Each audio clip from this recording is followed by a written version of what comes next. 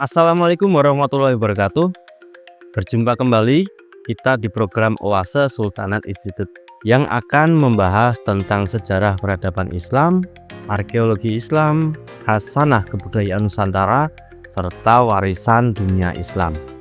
Nah, pada kali ini kita akan membahas tentang kaligrafi, ekspresi estetik seni peradaban Islam.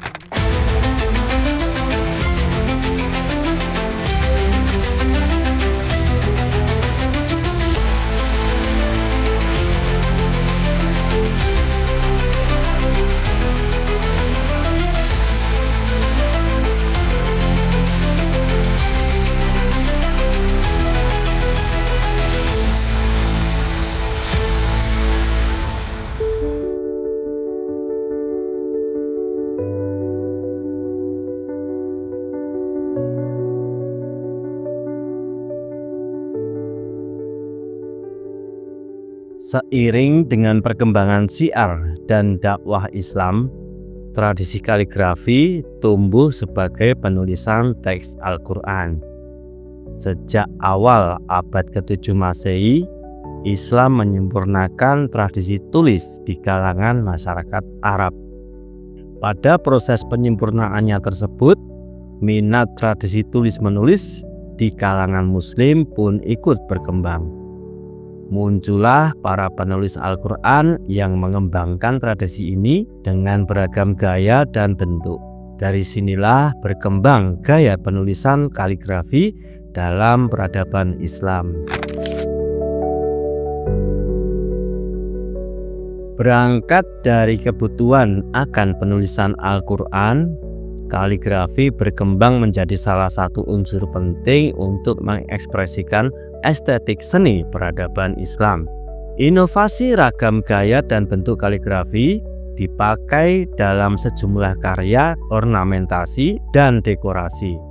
Sehingga kaligrafi ini banyak ditemui dalam bermacam goresan artistik, temuan arkeologis seperti produk tekstil, keramik, koin, epitaf, dan sejumlah monumen arsitektural.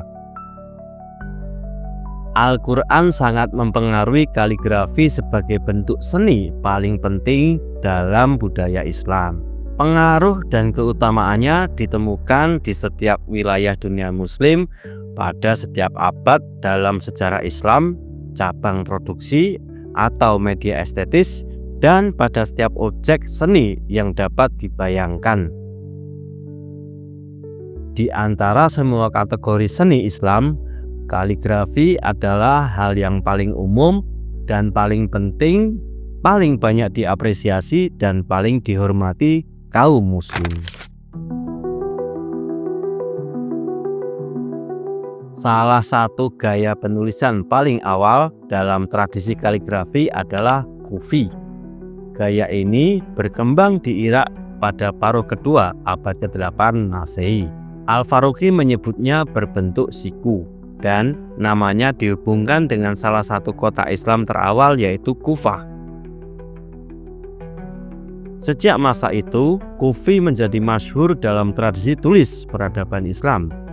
Ia ditemukan dalam sejumlah dokumen maupun artefak masa awal Islam. Kufi dalam perkembangannya kemudian menampilkan beragam bentuk. Seperti yang dikelompokkan oleh Al-Faruqi, bentuk-bentuk tersebut antara lain kufi awal, kufi timur, kufi bengkok, kufi bunga, kufi berjalin, dan kufi hidup. Pada abad ke-8 Masehi, jenis kaligrafi naskhi muncul dikembangkan oleh Ibnu Muqlah. Bentuk kaligrafi ini dicirikan dengan kejelasan, kesederhanaan, dan kemudahan membacanya. Tulisannya lebih menampilkan gaya bulatan atau lengkungan dibanding kufi yang identik dengan bentuk siku. Naskhi kemudian lebih populer digunakan dalam tradisi penulisan, ornamen, manuskrip, dan dekorasi arsitektural sejak abad ke-11 Masehi. Kaligrafi naskhi selanjutnya disempurnakan oleh dua kaligrafer masyhur, Ibnu al-Awwab dan Yaqut bin Abdullah al-Mu'tasimi. Keduanya memberi sentuhan bentuk kaligrafi naskhi yang lebih anggun. Ibnu al-Awwab mengawali penulisan salinan Al-Quran dengan kaligrafi naskhi. Dengan inisiatif ini, kaligrafi naskhi kemudian lebih banyak dipilih untuk penulisan Al-Quran dan menggantikan kaligrafi kufi. Begitu pula dengan penggunaan naskhi pada sejumlah besar ornamentasi dan dekorasi objek di banyak wilayah dunia muslim. Dari Al-Awwab dan Yaqut pula, penulisan kaligrafi mencapai jenis-jenis yang beragam. Jenis-jenis kaligrafi ini bahkan menjadi contoh model penulisan kaligrafi lainnya. Dibentuk 6 gaya utama jenis kaligrafi yang dikenal dengan sebutan sittah. Keenam jenis tersebut ialah sulus, naskhi, muhaqqaq, riqai, raihani, dan tauqi. Di samping 6 gaya utama jenis kaligrafi, sejumlah jenis lain juga muncul berdasarkan kawasan penggunanya. Jenis kaligrafi ini digunakan secara terbatas hanya pada kawasan tertentu saja. Pertama adalah jenis Maghribi. Jenis kaligrafi yang banyak dipakai di wilayah Spanyol, Afrika Utara, dan Tengah.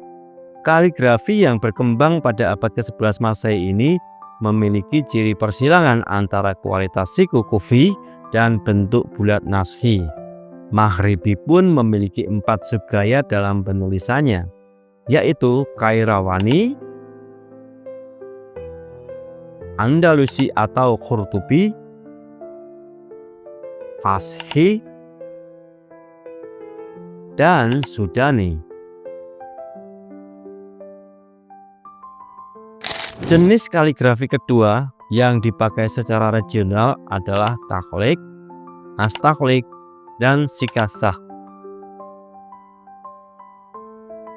Ketiganya dikembangkan oleh para kaligrafer Iran pada abad ke-13 hingga abad ke-15 Masehi. Kaligrafi ini digunakan di wilayah Iran, Asia Tengah, serta India Utara. Jenis nastakhlik dan sikasah lebih dikenal sebagai subgaya dari takhlik sebagai induknya. Bentuk kaligrafi ini dicirikan dengan bentuk miring yang terlihat seperti menggantung. Tidak seperti kaligrafi lainnya yang digunakan untuk menyalin Al-Quran, takhlik lebih dikenal banyak digunakan dalam menyalin karya-karya sastra. Jenis kaligrafi regional yang ketiga adalah Diwani. Kaligrafi ini merupakan salah satu bentuk kaligrafi yang banyak dipakai di dunia muslim, khususnya para kaligrafer Kesultanan Utsmaniyah atau Turki Utsmani. Diwani berkembang pada abad 15 Masehi dan disebut masih termasuk subgaya dari jenis takhlik.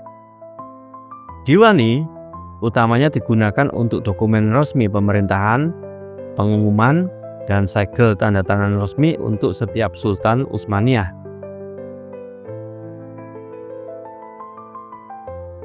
Tradisi kaligrafi dengan kompleksitas bentuk menjadi unsur penting ungkapan estetik seni peradaban Islam. Ismail Al-Faruqi dalam bukunya Atlas Budaya Islam menguraikan kaligrafi sebagai ekspresi seni berkembang di kalangan muslim awal dengan kecepatan dan daya cipta yang mengagumkan. Karya-karya tersebut tercermin baik dalam penulisan Al-Quran maupun sebagai ragam bentuk ornamentasi dan dekorasi objek. Keindahan visual yang ditampilkan dalam bentuk-bentuk tulisannya menjadikan kaligrafi sebagai unsur seni utama dalam Islam. Bentuk awal dan inovasi para kaligrafer menginspirasi banyak kaligrafer lainnya maupun seniman selanjutnya untuk mengembangkan model kaligrafi yang lebih hidup. Al-Faruqi mengelompokkan 5 model kaligrafi kontemporer, di antaranya kaligrafi tradisional, figural, ekspresionis, simbolis, dan abstraksionis murni.